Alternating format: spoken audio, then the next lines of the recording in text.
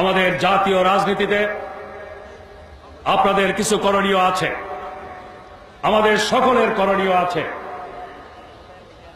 আমরা সকলে সাক্ষী, আওয়ামী লীগ দুইবার ক্ষমতায় গিয়েছিল। প্রথমবারে ক্ষমতায় গিয়ে ইসলামী রাজনীতি নিষিদ্ধ করেছিল, ইসলামের নাম নিশানা মুছে ফেলার আয়োজন করেছিল, ইসলামী শিক্ষা সংস্কৃতির পথ রুদ্ধ করেছিল। দ্বিতীয়বার ক্ষমতায় এসে মাদ্রাসার আলেম ওলামায় হয়রানি করেছে কিভাবে আপনারা জানেন। কওমি মাদ্রাসার বিরুদ্ধে ষড়যন্ত্রের অংশ হিসেবে সেখানে লাদেন বাহিনী, তারপর আল কায়েদা আবিষ্কার করে তাদের হয়রান করা হয়েছে। আর আলিয়া নিসাবের মাদ্রাসার একটিও কেটে দিয়ে তাদের উপরে একটি খড়গ ঝুলিয়ে দেওয়া হয়েছিল। আমি একদিন পত্রিকা দেখেছিলাম, আওয়ামী লীগের একটি ওলামা ফ্রন্ট আছে, ওলামা লীগ, তারা কওমি নিসাবের ওলামায়ে কেরামকে বলছে জামাত ইসলামী আপনাদের দেখতে পারে না, কারণ আপনাদের ওখানে এদের নাকি কাজ করার সুযোগ নেই।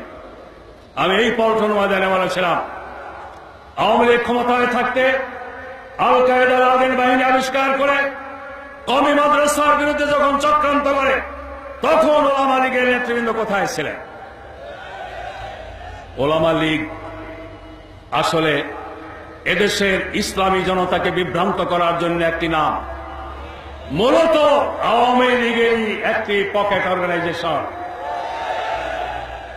ওলামা লীগের বিষয়টি তো মানুষের কাছে জানা, কিন্তু সরাসরি আওয়ামী লীগের অঙ্গ সংগঠন হিসেবে পরিচিত নয় এমন কিছু ইসলামী লেবাসধারী শব্দ গজানো প্রতিষ্ঠান শেখ হাসিনার সাথে দেখা করছে, 14 দলের নেতৃবৃন্দের সাথে দেখা করছে, বৈজ্ঞানিক সমাজতন্ত্রে বিশ্বাসীদের সাথে দেখা করছে, আর জামাতের বিরুদ্ধে ভূমিকা রাখছে।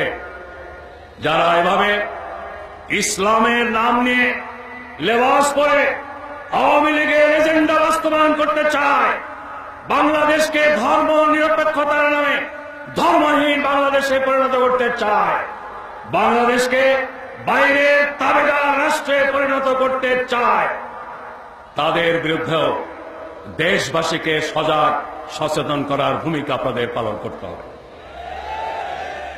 ওলামায়ে কেরাম, আমি কথা আর বাড়াতে চাই না, শেষবারে একটি কথা আমি বলতে চাই। জামাত ইসলামী বাংলাদেশ এই দেশের সকল আলেম ওলামা, সকল ইসলামী প্রতিষ্ঠান, সকল ইসলামী দলকে আপন মনে করে, অন্তর থেকে তাদেরকে শ্রদ্ধা করে। আমি এতটুকু বলতে চাই, ভুল বোঝাবুঝির কারণে হোক, যে কারণেই হোক, জামাত ইসলামীর বিরুদ্ধে যারা সমালোচনা করেন, কথা বলেন, তাদের বিরুদ্ধেও আমরা কোনো কথা বলি না, বলবো না। আপনাদের কাছে অনুরোধ করব,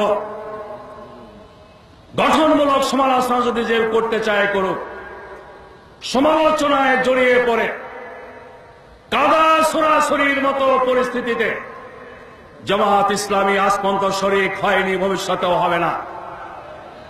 আমরা মনে করি জামাত ইসলামী এই দেশের সকল ইসলামী দলেরই প্রতিনিধি স্থানীয় একটি সংগঠন। জঙ্গিবাদের নাম নিয়ে যখন ইসলামী দল আলেম ওলামার বিরুদ্ধে তথ্য সন্ত্রাস চালানো হয়েছে, আমরা পার্লামেন্টের ভেতরে বাইরে, সাংবাদিক সম্মেলনে, জনসভায়, কূটনীতিকদের সাথে আলোচনায়, সর্বত্র শুধু জামাতের পক্ষে কথা বলিনি, এদেশের সকল আলেম ওলামা, সকল ইসলামী দলের পক্ষে কথা বলেছি। আজকের এই সময়টি ইখতিলাফ নিয়ে ঝগড়ায় জড়িয়ে পড়ার সময় নয়। ইসলামের মত পার্থক্য ছিল, আছে এবং থাকবে। যে যে মতে বিশ্বাসী তাকে সেই মতে থাকতে দিন। জোর করে একজনের মতের উপর আরেকজনের মত চাপিয়ে দেওয়ার চেষ্টা করলেই সেখানে ফিতনা ফাসাদের জন্ম হতে পারে। জামাত ইসলামীর ব্যাপারে প্রথম থেকে নিয়ে শেষ পর্যন্ত সজাগ আছে, সজাগ থাকবে। আমরা বিশ্বাস করি যারা কোরআন হাদিসের খেদমতে নিয়োজিত তারা যদি আমাদের বিরুদ্ধে ফতোয়া দেন, তবুও তারা যে কাজটি করছেন এই কাজ আমাদের কাজ।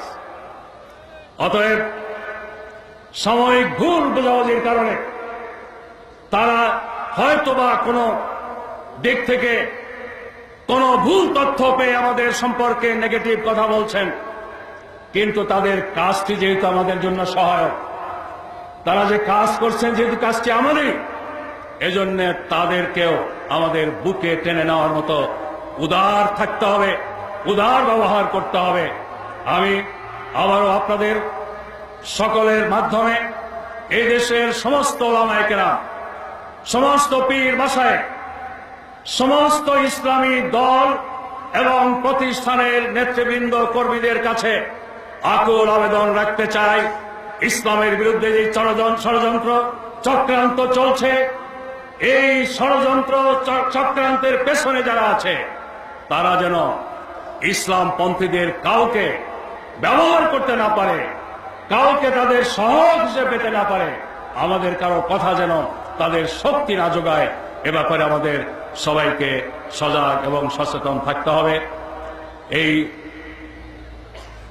ওলামা সমাবেশ সার্থক ও সফল হওয়ার জন্য মহান আল্লাহ রাব্বুল আলামিনের দরবারে শুকরিয়া জানিয়ে, আপনাদের সবাইকে আন্তরিক অভিনন্দন জানিয়ে, এই সম্মেলনকে কেন্দ্র করে কালেমায় বিশ্বাসী সকল মানুষের মধ্যে ঐক্য গড়ে উঠুক।